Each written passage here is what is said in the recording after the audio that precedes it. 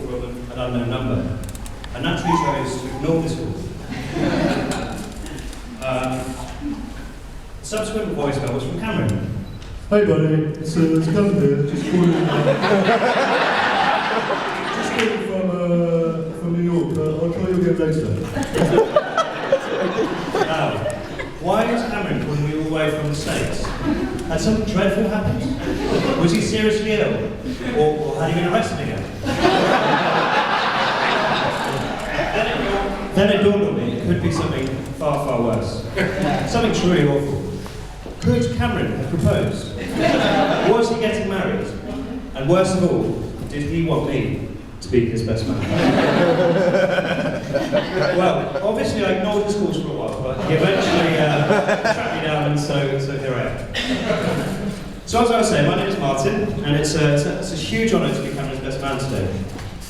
I say honour, but there has been one thing that's been bothering me about the position. How can two people occupy the role of best man? We can't both be the best. So, I've therefore decided to change my position to the perfect man. I'm sure Cameron won't mind this. As you see, ladies and gentlemen, Cameron Lovegrove has idolised me since we were, or should I say I was little.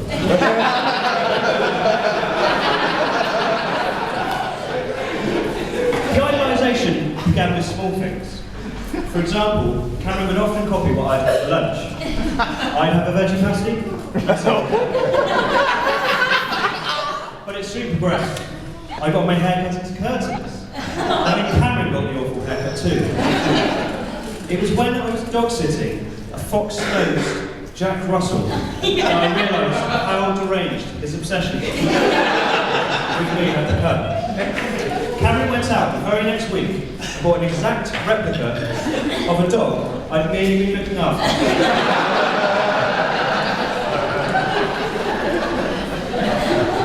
Growing up, Cameron was quick to learn the food serving times of his various friends' homes.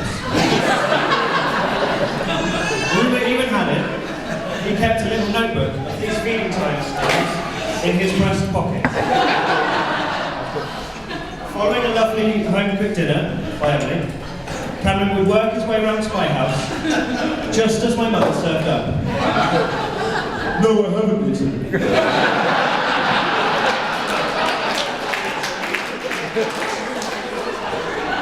Was his rude reply to my mother's ever-kindly offer.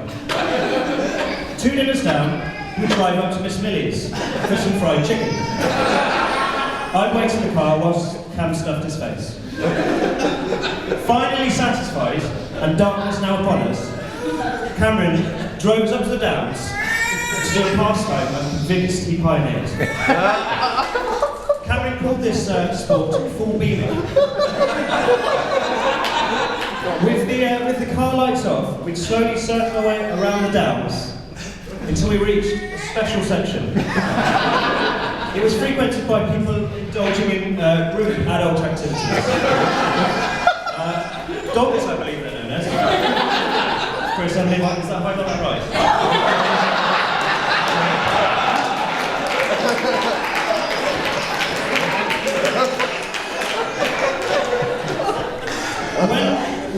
When Cameron felt we were close enough to cause the doggers satisfactory panic and himself satisfactory arousal, he'd promptly flick the lights onto full beam, and we'd watch the pandemonium unfold, a flurry of buttocks and balls fled across our horizon. On the sad journeys home, I'd often wonder that Cameron's parents would be worried that their red fit panda looked like a plasterer's radio. But then again, I think they probably knew full well.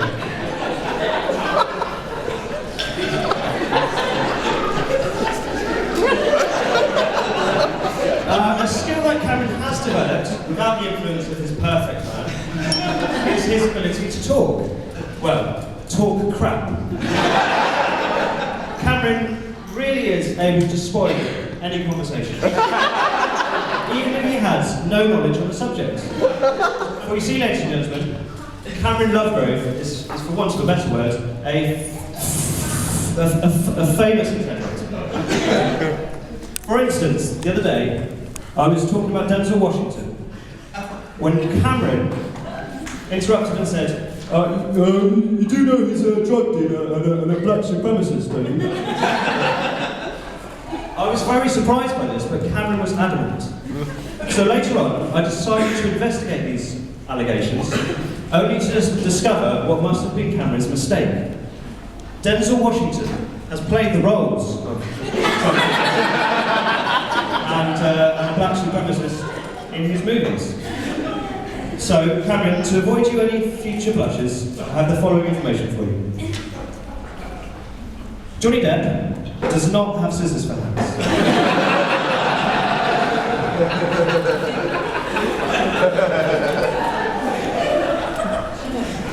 Colin Firth is not our king.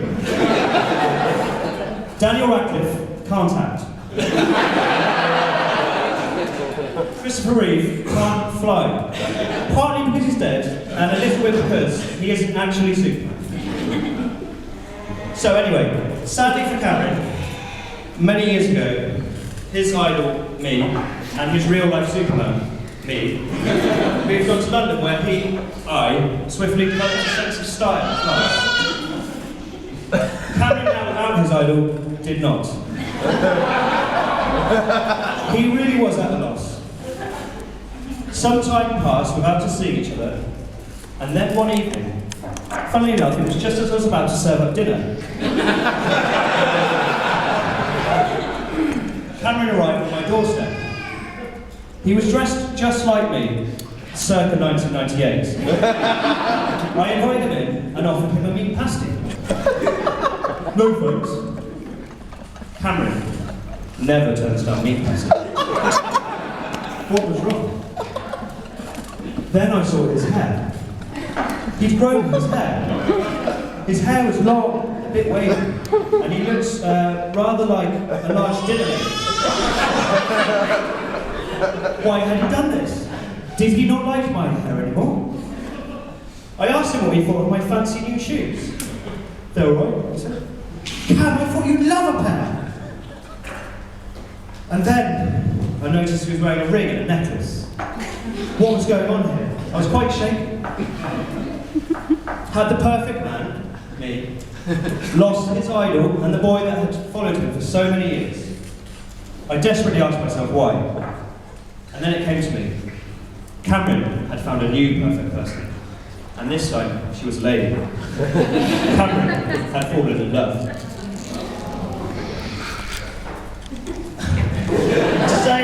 To say I was a little apprehensive the first time I met Jenna is an understatement.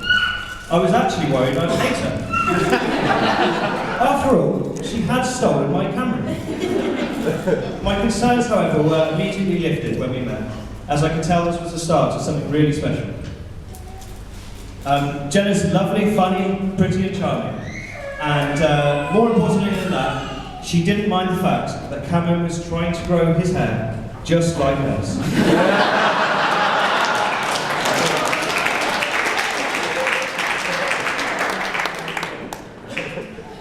She didn't even mind when Cameron drove her up to the Downs one Friday night to a special place for a romantic picnic. I know Emily and Chris are very proud of their son, and I certainly feel privileged to have him as mates. I'd like to thank Cameron for asking me to be his perfect man today. After all, he's always been there for me, whether protecting me from certain death at the hands of an 18-stone quarterback, helping me hunt down young boys in Barcelona,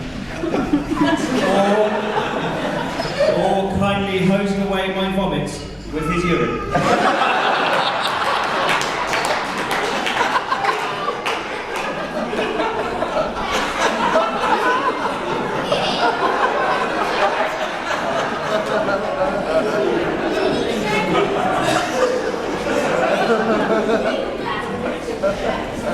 Cameron, you've always been there for me, no matter how inappropriate my request. thank Jenna, and I'd like to say at this point how beautiful Jenna looks today. She was absolutely magnificent.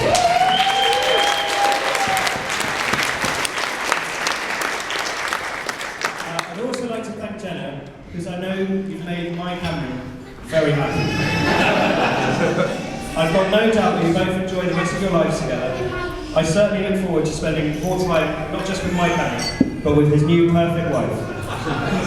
So, ladies and gentlemen, all that remains for me to do is to get you to ask you to raise your glasses to the perfect couple, to the bride and groom.